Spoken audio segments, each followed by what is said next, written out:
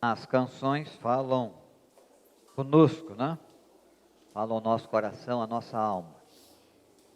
As canções também falam por nós. Muito do que o coral proclamou é o que eu e você e a Igreja de Cristo proclama na sua história, na sua vida, no seu dia, nos seus anos. Canções falam a nós e falam por nós. Por isso eu, diante de Deus, escolhi um salmo para nós meditarmos nesse tempo de gratidão. Salmo 116. É um salmo que você pode ler com mais tranquilidade em casa, mas que nós vamos ler alguns versículos aqui. Primeiro do verso 1 a 9, depois ainda o verso 12 e 14. É um salmo anônimo. Na Bíblia, nós não temos identificado quem escreveu. Mas os estudiosos acreditam que foi o rei Ezequias. Rei que reinou em Judá. Reinou em Jerusalém. Começou a reinar com 25 anos, que reinou durante 29 anos. E assim como eu e você, viveu o tempo de alegria, tempo de júbilo, mas viveu o tempo de desafios, tempo de circunstâncias adversas, tempos difíceis, tempos de dor, tempo de sofrimento, tempo de angústia, tempo de luta. Mas ao escrever esse salmo, provavelmente ele já tinha vencido muitas coisas. Nós vamos ter a oportunidade de relembrar um pouco, porque muito pouco tempo eu preguei sobre Ezequias e a invasão dos assírios com Senaqueribe. Acho que vocês vão lembrar. 2 Crônicas, capítulo 32. E depois de receber vitória de Deus, no poder de Deus, na ação de Deus contra os inimigos. E aí depois de passar por um tempo de enfermidade de morte. Com 39 anos ele ficou doente, uma doença incurável. Clamou ao Senhor e Deus o ouviu, e ele viveu mais 15 anos. Depois de passar por essas situações que provavelmente ele escreveu esse cântico. A Bíblia ela sempre fala ao nosso coração. Mas os salmos, os cânticos, como o coral já entoou aqui, como nós já entoamos também com o grupo de louvor, fala por nós. Os salmos anuncia falar do povo diante de Deus, no proclamar das circunstâncias, no anúncio da fé, da confiança, no pedido de socorro. E nesse salmo, o rei Ezequias vai declarar o seu amor ao Senhor, por sua generosidade. Nossa reflexão vem no tema a generosidade de Deus. Deus é generoso. E Ele é generoso com abundância. Ele faz com grandeza. Ele cuida para valer. Ele cuida todo dia. Ele cuida como necessitamos de cuidar. Ezequias viveu essas verdades e nós vivemos também. Por isso estamos aqui para agradecer. Ezequias escreveu esse canto para dizer da sua gratidão, do seu amor ao Senhor, do seu comprometimento com o Senhor, o seu desejo de glorificar o Senhor todo dia. Nós também fazemos aqui compromisso, fazer da nossa vida, nosso viver, a honra e a glória do nosso Deus. Salmo 116, verso de 1 a 9, depois o verso 12 e 14. Amo o Senhor, porque Ele ouve a minha voz e as minhas súplicas, porque inclinou para mim os seus ouvidos, e invocá-lo-ei enquanto eu viver. Laços de morte me cercaram, e angústias de inferno se apoderaram de mim. Caí em tribulação e tristeza. Então invoquei o nome do Senhor. Ó Senhor, livra minha alma. Compassivo e justo é o Senhor, o nosso Deus é misericordioso. O Senhor vela pelo simples. Achava-me prostrado, e Ele me salvou. Volta minha alma ao seu sossego, pois o Senhor tem sido generoso para contigo, pois livrastes da morte a minha alma, das lágrimas os meus olhos, da queda os meus pés. Andarei na presença do Senhor na terra dos viventes. Agora vamos para o 12. Que darei ao Senhor por todos os seus benefícios para comigo? Tomarei o cálice da salvação, invocarei o nome do Senhor, cumprirei os meus votos na presença de todo o seu povo. Um Deus generoso. Um Deus generoso. Estava observando algo que eu não tinha observado antes. O livro dos Salmos levou cerca de 1000 anos para ser escrito. O primeiro salmo, poderíamos considerar o de Moisés, o 90. Moisés escreveu o salmo. Moisés viveu 1500 anos antes do nascimento de Cristo. 1500. Foi aí que ele recebeu o Pentateuco também. Os 5 primeiros livros da Bíblia. Os livros da lei. O salmo mais novo é 500 anos antes do nascimento de Cristo em Belém. O salmo, depois que o povo vem do cativeiro babilônico. O salmo 126. É um dos mais novos cânticos do livro de Salmos.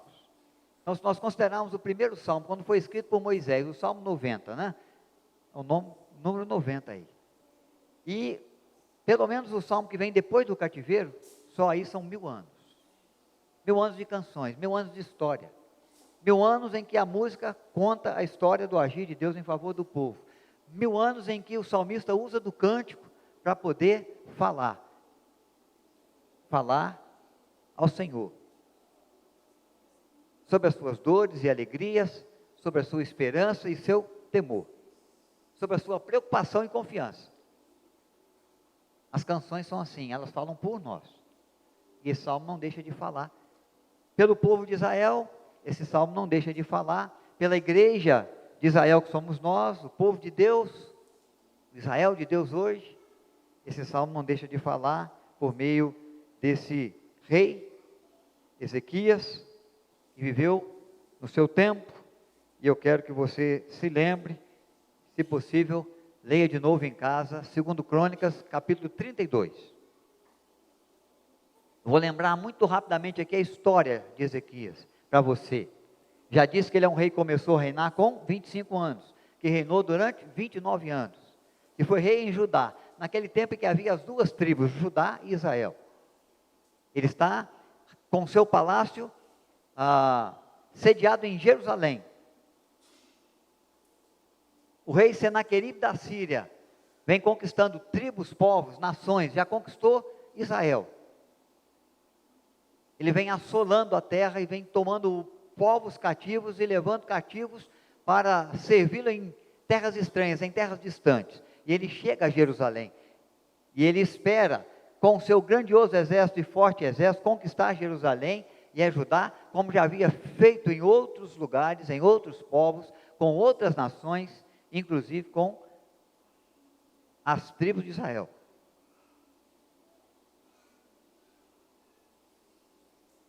E Ezequias tenta fazer um acordo de paz, para que não seja invadido, para que seja pago o valor devido a Senaqueribe, para que ele volte com o seu exército, volte com as suas tropas, e deixe o povo de Israel, ou o povo de Judá em paz, sem guerra, sem conflito, sem morte, sem cativeiro, sem exílio, sem destruição de cidades, sem produzir muitos órfãos e viúvas. E ele toma os recursos, mas ele não desiste, ele continua sitiando Jerusalém. E ele envia uma carta ainda ao rei e ao povo, dizendo que Ezequias estava enganando o povo, quando dizia que podia livrá-los da sua mão. Que Ezequias enganava o povo, quando dizia que o Deus de Israel poderia livrá-los da sua mão. Porque muitos outros povos, de muitos outros deuses, já haviam sucumbido, já haviam sido derrotados, muitos outros reis já haviam sido destronados. E que Ezequias está enganando o povo e mentindo ao povo, quando tenta levá-lo à confiança no Senhor. Quem é o Deus de Israel? para que possa livrá-los da minha mão. É o que Senaqueribe me manda como carta, como mensagem, como alerta, ajudar. E ao rei Ezequias. E Ezequias chama o profeta. E apresenta a carta do rei diante do profeta e diante de Deus. E naquele momento em que a derrota era aparente, e a morte, o exílio, e a perda eminente, apesar de o exército de Israel ser muito menor, e a possibilidade de Israel vencer uma Síria tão poderosa, que vinha conquistando tantas nações e tantos exércitos muito mais fortes do que o de Israel, Deus surpreende a Síria. Numa noite, ele envia um anjo. O anjo desce dos céus, o anjo visita o exército de Israel, o anjo mata naquela noite 185 mil soldados da Síria. Senaqueribe volta com seu exército para casa. Na casa, no seu palácio, na Síria, em Nínive, ele vai diante do seu Deus, e diante do seu Deus, os seus filhos o matam. No templo em que ele foi adorar o seu Deus, depois de sair fugido. Diz o texto que Judá viu paz.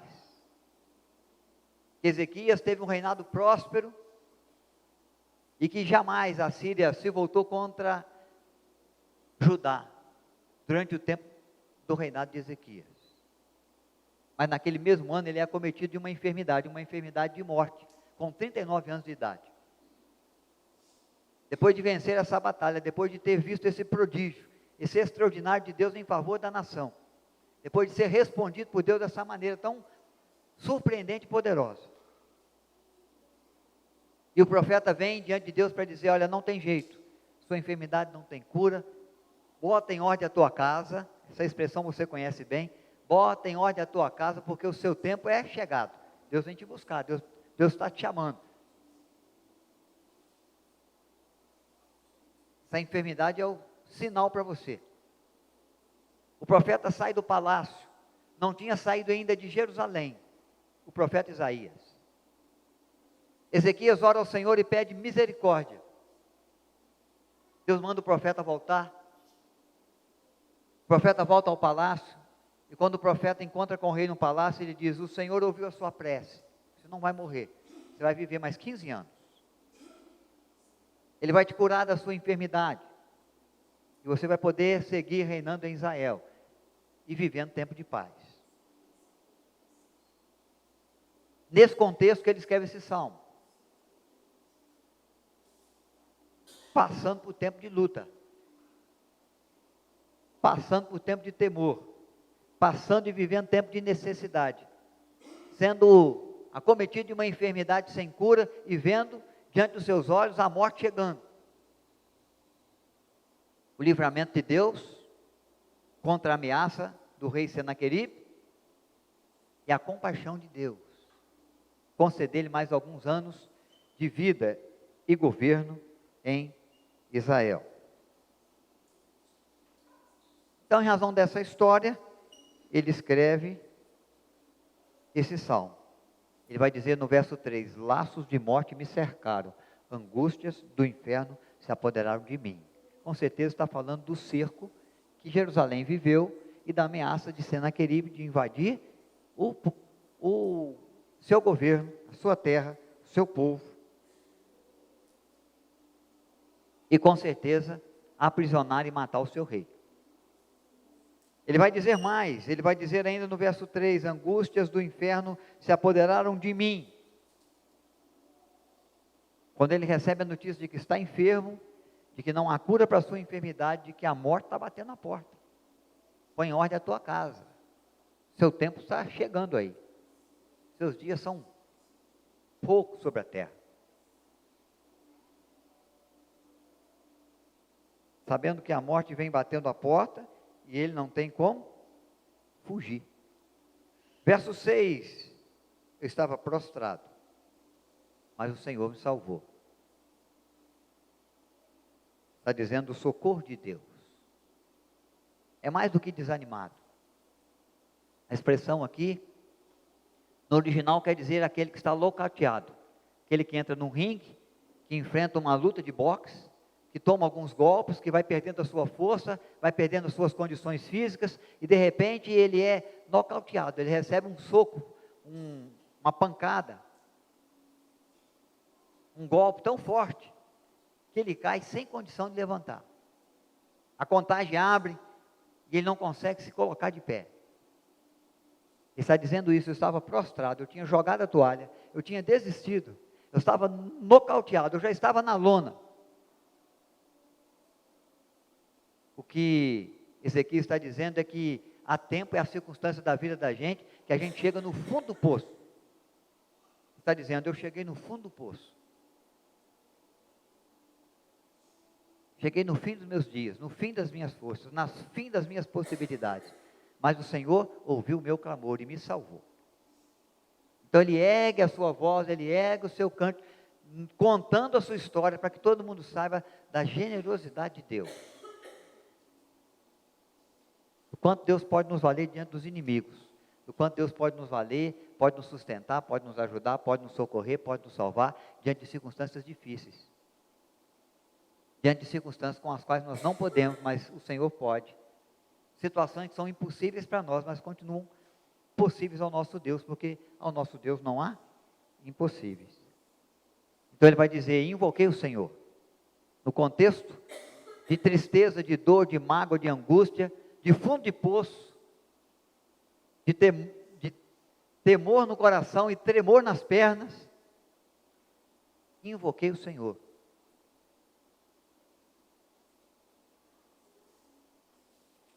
E ele ouviu a minha voz e ouviu a minha súplica.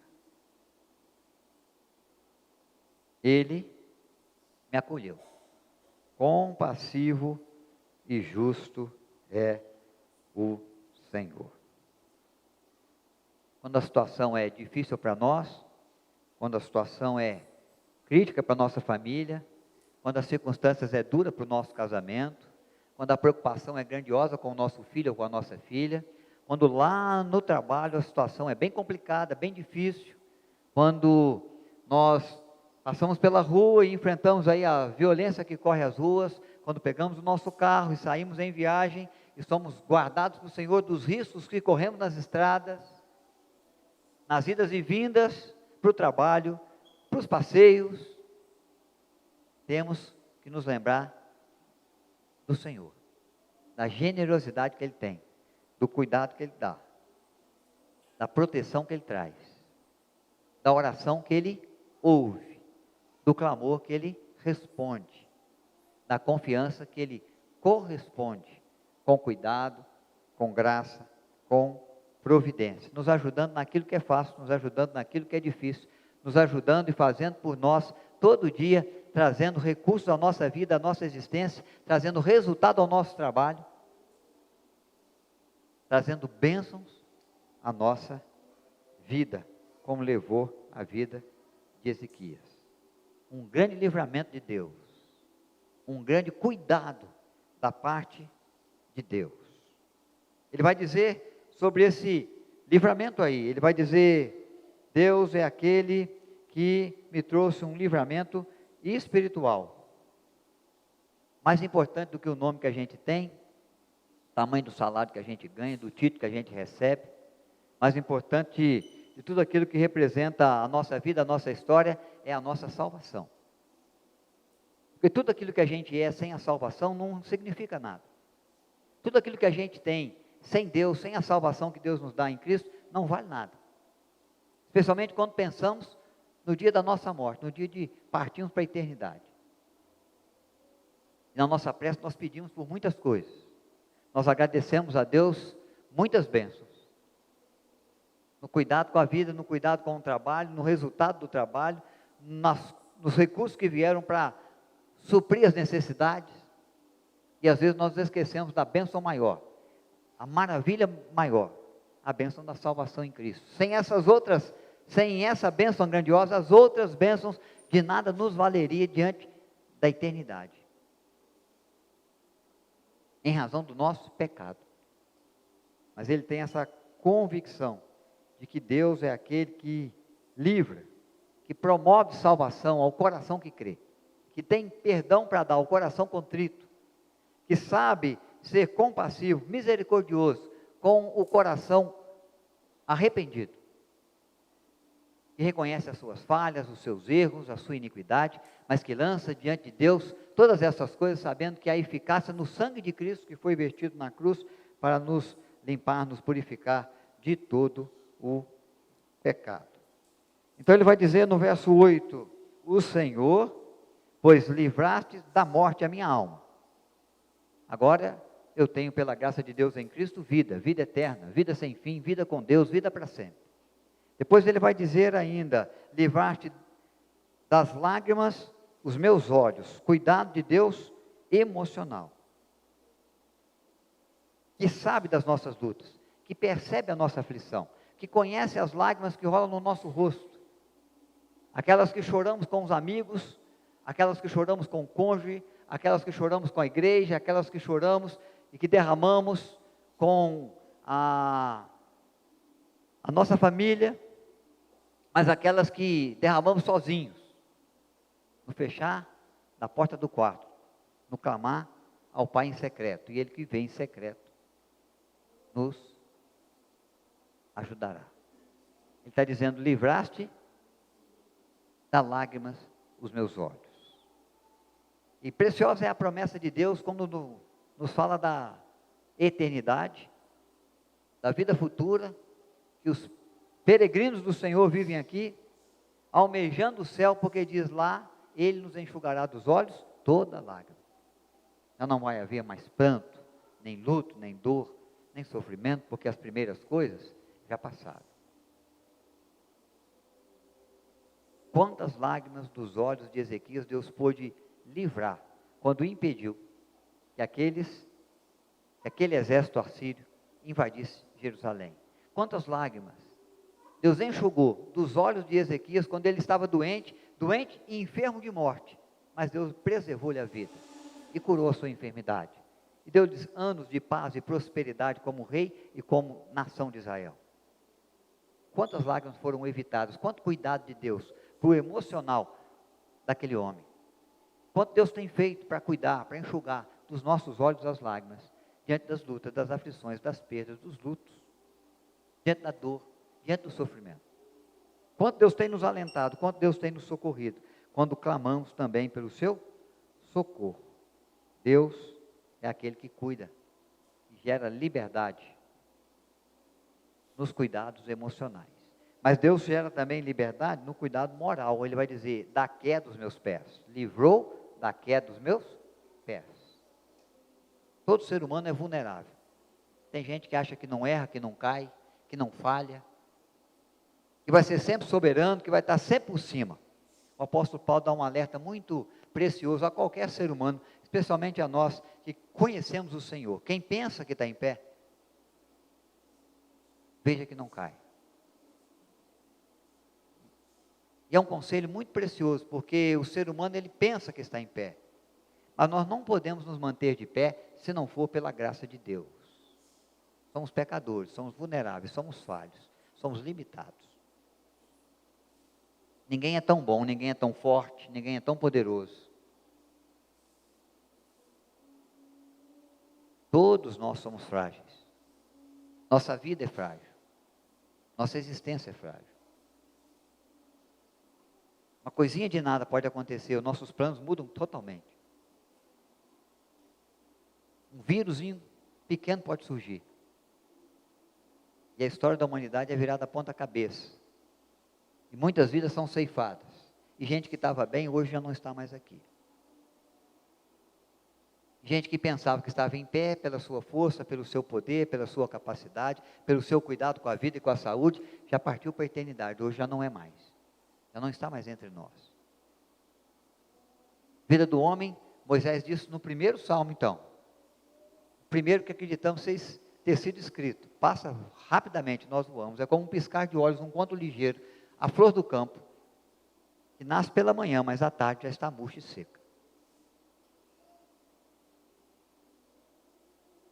Mas aqui está dizendo, está se lembrando do Senhor, do cuidado do Senhor, da bondade do Senhor, da misericórdia do Senhor. Está expressando a sua gratidão, quando ele fala, livrou, Senhor, da queda dos meus pés. É graça de Deus que nos mantém de pé, que nos mantém confiante, que nos mantém vencendo o pecado que quer nos vencer, que nos mantém resistindo ao diabo que quer a nossa destruição, que quer nos levar à lona, que quer armar o laço do passarinheiro e nos prender e nos derrubar. Senhor, nos livre de nós mesmos, da nossa inclinação carnal, da nossa soberba, do nosso sentimento egoísta, do nosso sentimento de que, quem sabe, possamos vencer todas as coisas e possamos estar acima de tudo e de todos, até que as circunstâncias nos vençam, e até que surja alguma coisa que demonstre quão pequeno nós somos e quão necessitados de Deus nós vivemos. Então, Ezequias, diante das situações, ele sabe, não foi por ele, pela sua habilidade, pela sua estratégia, pelo seu exército, pelo seu bom governo, foi sempre por Deus. Não foi pela riqueza da sabedoria humana, do multiplicar da ciência, da capacidade clínica, médica, foi pelo poder de Deus, o agir de Deus. É Deus que evitou dele cometer erros também. É Deus que ele evitou dele cometer muitos pecados. É Deus que o evitou de se conduzir à queda. Deus é aquele que nos livra. E aí, de repente, diante de tanta bênção, de tanto cuidado, de tanta proteção, de tanta resposta de Deus, de tanto extraordinário realizado pelo Senhor, ele pergunta: que darei ao Senhor por todos os benefícios para comigo? E alguns irmãos aqui, no momento da oração, já identificaram alguns benefícios. Algum agir da boa mão de Deus que os abençoa, que os sustenta. E eu sei que há muitos outros, mas pode ser que alguém aqui esteja pensando: que benefício, Senhor? Estou vivendo um ano duro, estou vivendo um ano difícil, estou vivendo um ano de perdas, estou vivendo um ano de dificuldades. Estou vivendo um ano mais difícil da minha vida. Estou dentro de um turbulhão, de uma tempestade. Estou caminhando num deserto, sem tamanho, que nunca chega ao fim, que nunca cessa. Que benefício? Poderia citar alguns para você. O ar que você respira é um benefício. Mencionei aqui uma pandemia muito, muito próxima de nós e que ainda tem alguns efeitos entre nós hoje. Onde o oxigênio que é dado por Deus faltou para muita gente que tinha tudo e muitos recursos e muitos bens, não puderam comprar aquilo que Deus oferece gratuitamente para mim e para você, e que nos dá a possibilidade de estarmos aqui vivos, o ar que respiramos, a chuva que vem e rega a terra e a torna produtiva, e vem dos céus, vem de Deus, vem como bênção, para que possamos ter o pão de cada dia sobre a mesa, a força para o trabalho e a oportunidade para o trabalho, os braços, as mãos, os olhos, coração que pulsa, pulmão, motivos para celebrar, motivos para agradecer ao Senhor, para oferecer ao Senhor alguma coisa, por tantos benefícios que o Senhor tem dado a cada um de nós. Nós vamos sair daqui, nós vamos para a nossa casa, não vamos ter que nos acolher debaixo de nenhum viaduto hoje, nenhum de nós aqui. Nós vamos para casa, temos certeza que amanhã nós temos um café da manhã para tomar. Deus já providenciou, já guardou para nós lá na nossa despensa. Um trabalho para fazer. Uma vida para viver. Bênçãos de Deus, benefícios que Deus dá. Às vezes a gente não tem aquilo que a gente gostaria, mas a gente tem tudo aquilo que a gente precisa. Deus não tem dado apenas o pão de cada dia. Você abre a sua geladeira e você encontra muitas outras coisas além de pão. Você tem pão, você tem manteiga, você tem queijo, você tem iogurte, né? Você tem lá uma variedade de alimentos na sua despensa, graças a Deus. São benefícios que Deus oferece à sua e à minha vida. Ezequias vive esse tempo todo, vive as lutas, vive a aflição, porque na vida temos aflições. Mas ele vê o agir de Deus, ele fala: que darei ao Senhor por todos os seus benefícios para comigo. Ele resolve tomar 3 decisões na manifestação da sua gratidão, no reconhecimento em favor dos feitos de Deus. Ele vai dizer o seguinte: invocá-lo-ei enquanto eu viver. Ele está dizendo: eu não sou a pessoa que prometo invocar o Senhor enquanto eu estiver com problema, enquanto o exército do rei da Síria estiver sitiando Jerusalém. Eu não prometo invocar o Senhor apenas quando a enfermidade bater à minha porta. Ou seja, eu não quero invocar a Deus apenas na minha dificuldade, eu quero invocar a Deus por toda a minha vida, enquanto eu viver, todo dia, no dia de ação de graça, e em qualquer outro dia do ano. Eu quero contemplar o meu rosto no espelho, agradecer a Deus pela noite de sono, pela noite que passou, pela vida que Ele me dá em mais um dia.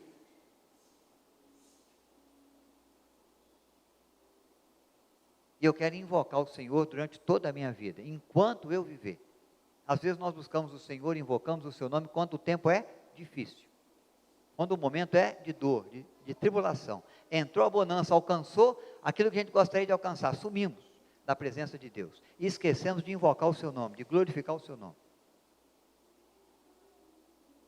Mas Ezequias, o salmista, está dizendo no seu cântico: eu vou me lembrar do Senhor todo dia. Enquanto eu viver, eu vou me lembrar dos benefícios do Senhor, eu vou invocar o seu nome enquanto eu viver.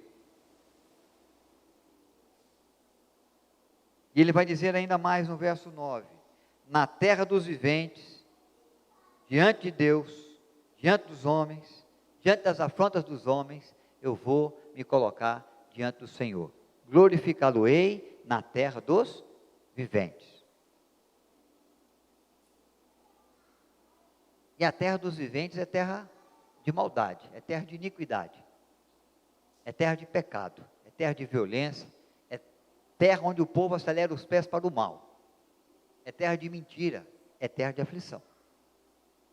Mas ele está dizendo, mesmo na terra dos viventes, junto aos homens, quer sejam santos, quer sejam ímpios, quer dentro da igreja ou fora os portões da igreja, quer no trabalho ou na família, no bairro, na vizinhança, diante do amigo ou do inimigo, eu vou invocar o nome de Deus e vou proclamar as grandezas de Deus e o poder de Deus na terra dos viventes. Não tem situação, não tem circunstância que vai impedir o salmista, o rei Ezequias, de glorificar o nome de Deus durante a sua vida. Ele está se comprometendo diante dos homens: Senhor, aonde o Senhor me levar, o seu nome vai ser glorificado. O nome de Deus tem sido glorificado aonde você vai, diante de qualquer pessoa, junto a qualquer situação ou circunstância. Quem reconhece os feitos de Deus se compromete em glorificar o nome de Deus na terra dos viventes, onde Deus o leva. De invocar o nome de Deus todo dia, e não só no tempo da dificuldade.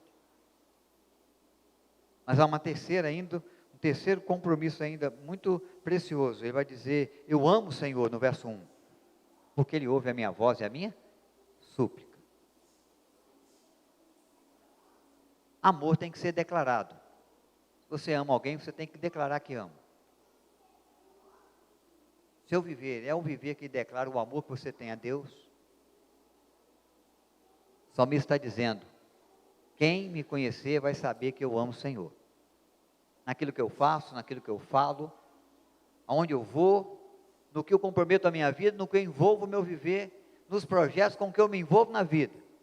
Eles vão saber, tudo é por amor ao Senhor. Eu amo o Senhor. É o comprometimento dele de expressar amor a Deus. Quem ama, declara que ama. Não apenas com a palavra, mas com o viver, que de fato demonstra o quanto aquela pessoa é amada. Quem ama, dedica tempo para o outro. Você já viu amar alguém, mas não viver junto, não estar perto? Não doar do tempo da sua vida para essa pessoa? Que amor é esse? Se você nem aparece, se você nem está por perto, se você não dá nem um alô. Quem ama, dedica tempo. Nós temos uma agenda cheia. O ano passa muito rapidamente, porque a nossa agenda cresce. Não é o dia que diminuiu. Não é as horas do dia que são menos agora, ou as horas se tornaram menores, não são mais 60 minutos. Não, continuam sendo 60 minutos, mas a nossa agenda é muito mais cheia. Tem muito mais coisa para a gente ver. É muito mais coisa para comprometer o nosso tempo. Mas nada pode tirar o nosso tempo de Deus, da palavra de Deus, da comunhão com Deus, do serviço a Deus, da busca por Deus. A prioridade da nossa agenda tem que ser o Senhor.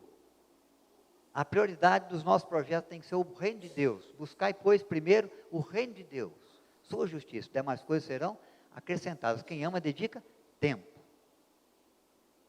Ezequiel está dizendo no seu salmo: eu vou dar tempo para o Senhor, porque eu amo. Vou dar tempo na oração, vou dar tempo na leitura bíblica, vou dar tempo no serviço da igreja, vou dar tempo na evangelização, vou dar tempo da minha vida para o Senhor e para o seu reino, porque é a manifestação do meu amor. Quem ama, agrada a pessoa amada. Há um ditado em Minas Gerais que quem ama mesmo carrega até água na peneira. É assim? Se ama mesmo, carrega água na peneira. Hoje está fácil, viu, Cícero? Só botar lá no congelador primeiro, depois sai com as pedras de gelo na peneira, dá para carregar mais fácil, né? Mas queria ver carregar água na peneira antes de ter o congelador, né? Esse ditado é mais antigo do que a luz elétrica. Irmãos, quem ama agrada, faz o que pode fazer, se sacrifica, porque o amor de 1 Coríntios 13 é o amor que se doa, que se entrega, que se sacrifica em favor do outro, que não visa o próprio interesse, não se ufana, não se ensoberbece, não age inconvenientemente, mas sempre age para agradar o outro, para atender o outro. O salmista está dizendo: eu amo o Senhor, e o que eu vou fazer? Por todos os benefícios que Ele tem para comigo, vou declarar o meu amor, agradando a Deus com a minha vida, agradando a Deus com o meu viver, fazendo aquilo que Deus se agrada, que Deus se alegra. E nesse tempo de gratidão, quando entendemos que diante das dificuldades, Deus é aquele que nos socorre também, é o Deus que nos ouve, é o Deus que nos ajuda, é o Deus que nos salva, que possamos sair com pelo menos essas 3 decisões que o salmista declara aqui.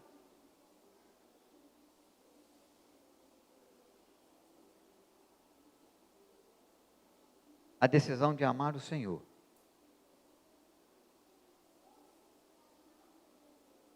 declarando seu amor a Ele, dedicando seu tempo a Ele e agradando a Ele com o seu viver.